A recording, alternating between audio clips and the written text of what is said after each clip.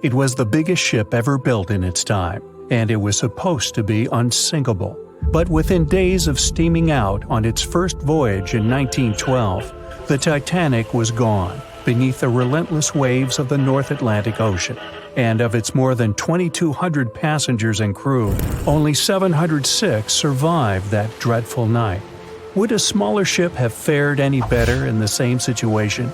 Did the size of the iceberg truly matter in the end? Was it a mistake for the ship to change course at the last minute as it tried to avoid impact? These are three questions that have people pondering, what if? We do know that Titanic was considered an engineering marvel in its day. Designed by Thomas Andrews for the British shipping company White Star Line, it was just over 880 feet long and 175 feet tall. Built with abundant space for 840 staterooms, a swimming pool, a squash court, a gym, and 2 dining rooms. But it was below deck that one of its most impressive new features could be found. Titanic's hull was divided into 16 compartments designed to be watertight. Up to 4 of these compartments could take on water in the event of a breach, with the remaining 12 helping to keep the damaged ship afloat. It was thanks to these compartments that the ship was regarded as unsinkable. Rumor has it that Philip Frank, White Star Line's vice president, even declared, "There is no danger that Titanic will sink. The boat is unsinkable, and nothing but inconvenience will be suffered by the passengers." On April 14, 1912, that proved to be mistaken when Titanic struck an iceberg. As ice ripped along the ship's hull, several of those watertight compartments ruptured.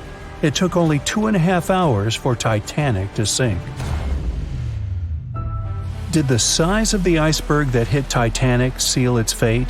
Would a bigger or smaller iceberg have made any difference?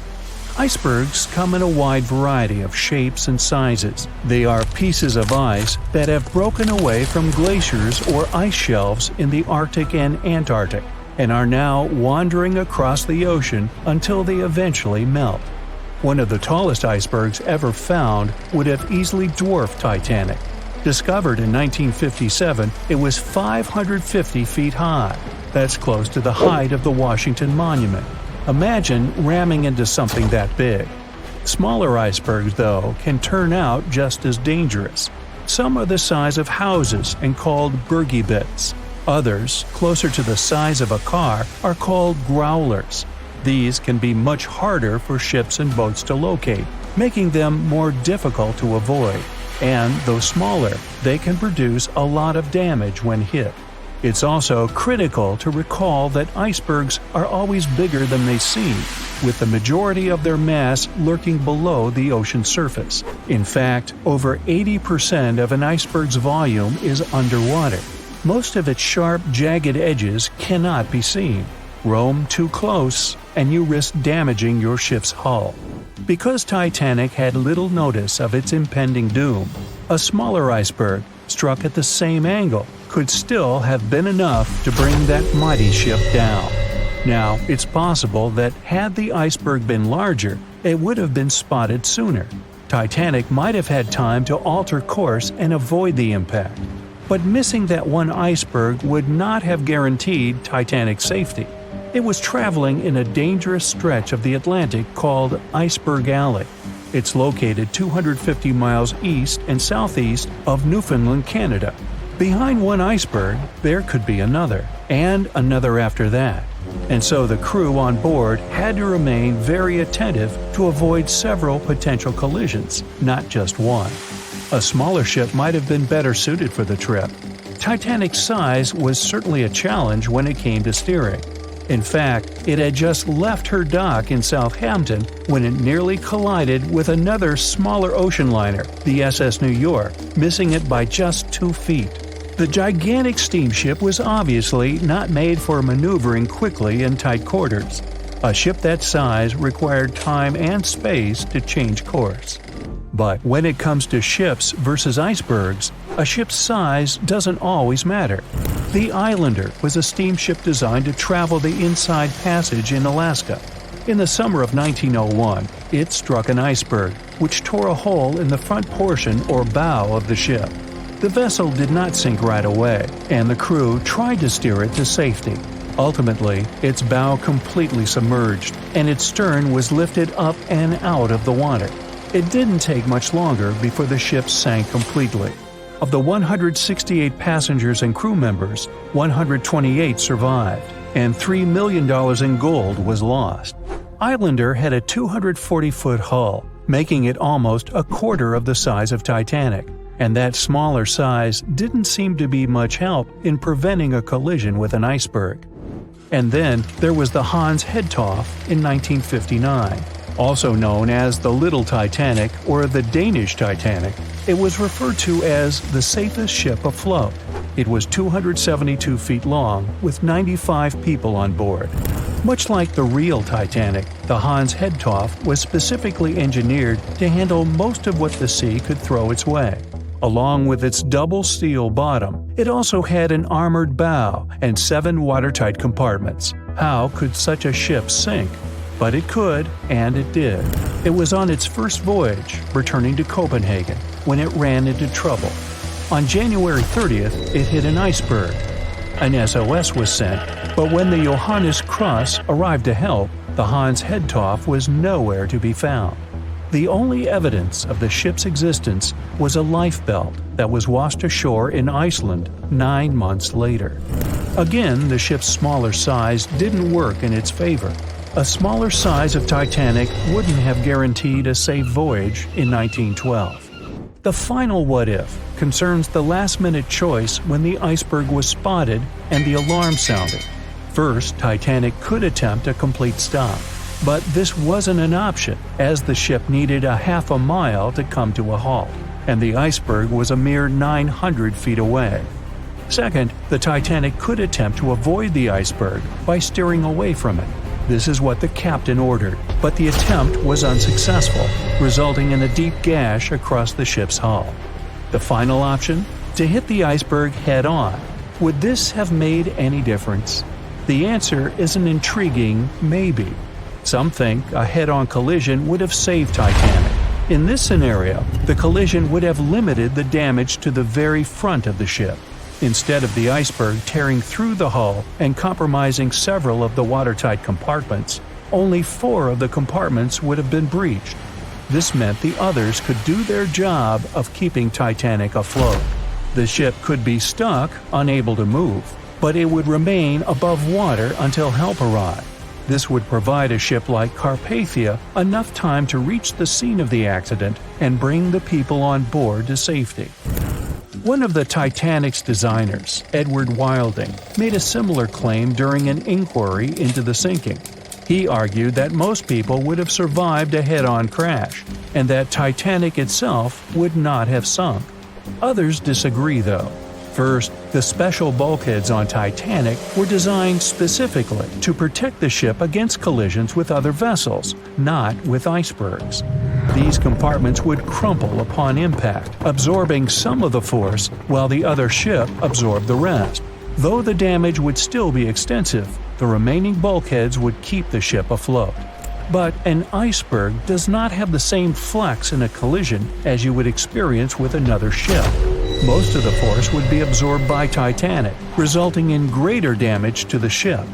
Even worse, the impact would be carried through the full length of the ship. Rivets would burst, seams would tear, the compartments would quickly flood, and the ship would sink even faster, resulting in fewer survivors. In any case, as with most what-ifs, we'll never really know the answer. As tragic as Titanic's first and last voyage was, it did result in changes that helped make venturing out to sea much safer. Findings from hearings on the disaster led to the creation of the International Ice Patrol, or ICC, in 1914, an organization that tracks icebergs in the Atlantic and Arctic Oceans to ensure vessels in the area can avoid them. In the US and Britain, ships were obligated to carry enough lifeboats to accommodate every person aboard. Regular lifeboat drills were made mandatory.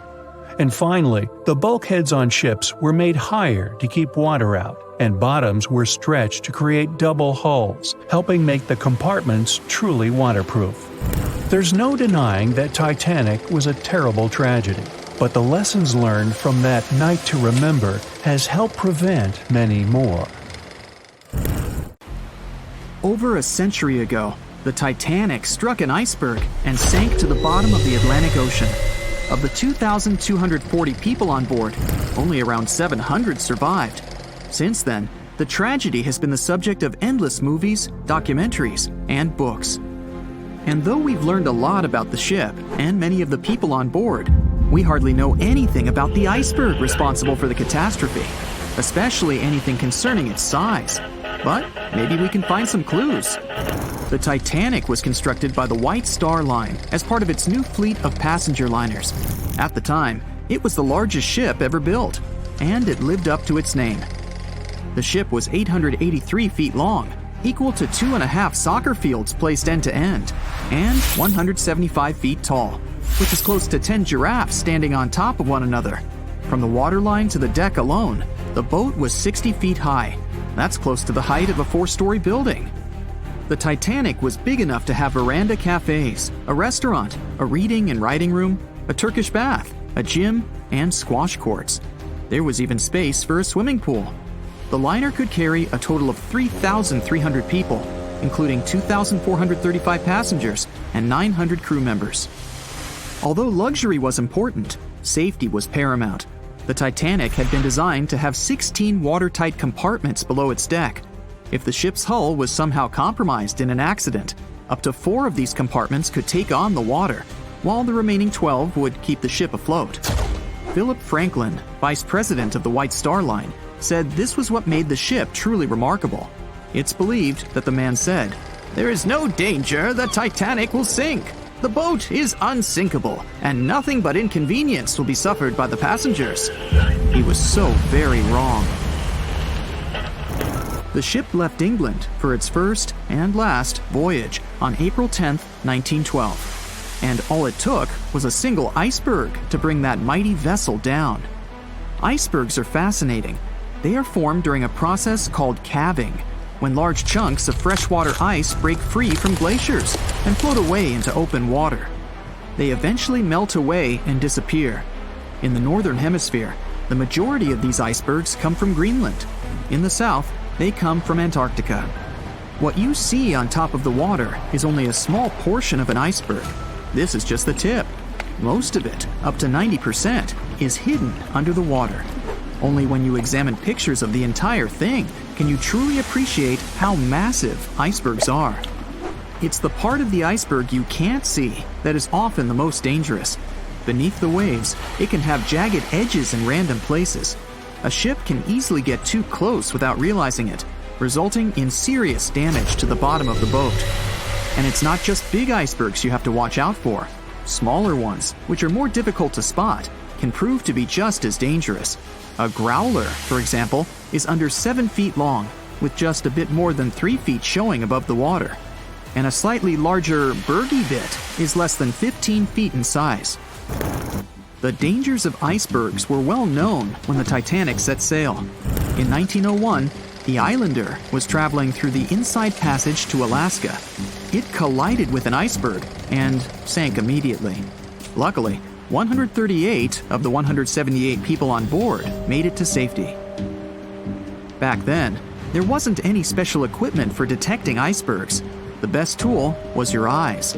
From a special vantage point above the ship called the crow's nest, 2 members of the crew had to stare out over the ocean and watch for potential hazards. The crow's nest was located at the front of the ship, 49 feet above the deck. It was attached to the mast. From this height, a person had a good view of the ocean. If they saw anything suspicious, they could ring a large bell to sound the alarm. After that, they could call from a special telephone to warn the captain of any danger. But imagine what a horrible job this would have been, especially on the night the Titanic sank. The crow's nest wasn't a warm and cozy room surrounded by windows. Instead, it was a large open tub exposed to the elements. On April 14, 1912, the air temperature was around 39 degrees Fahrenheit, which is close to freezing. With the ship moving at about 23 knots, more than 26 miles per hour, the sailors must have felt that frigid cold air pressing against any exposed skin. The only good thing about the job was that the shift only lasted 2 hours. Frederick Fleet was the sailor who actually spotted the iceberg that sank the Titanic. He was up in the crow's nest, working with Reginald Lee at the time. Fleet kept track of the left side of the ship, while Lee scanned the right. It was 10 p.m. when the two men started their shift. They had already been warned about the possibility of ice. But when you're cold and it's dark, it might feel like an impossible task. Even worse, the two men didn't even have binoculars to make the job any easier. Fleet would later insist that having binoculars would have prevented the tragedy. With about 20 minutes remaining on the job, the sailors noticed the iceberg. Fleet rang the bell, once, twice, and again. He then called up to the bridge to inform the crew. At first, the call seemed to come in the nick of time. The ship's engines reversed, and the massive ocean liner managed to turn. It wasn't enough to miss the iceberg, though. Ice showered down onto the ship's deck. The iceberg tore through the hull, and water flooded in. 2 hours and 40 minutes later, the Titanic was gone. And here we have clue number 1. The iceberg was big enough to be spotted with the unaided eye in the dark of the night without any binoculars. It was also tall enough for bits of ice to fall down onto the ship's deck. Since this all took place long before social media and smartphones, nobody on board would have been taking photos or videos at the time. So, of course, we don't have any footage of the actual iceberg. But there are photos of the possible iceberg from later that day. The SS Prinz Adalbert was sailing near the area on the morning of April 15, 1912. The steward on the ship had not yet heard about what had happened to the Titanic. But when he spotted an iceberg floating by, he was compelled to photograph it. Why? There was a line of red paint along the bottom of the iceberg, indicating that it had likely collided with a ship sometime within the previous 12 hours.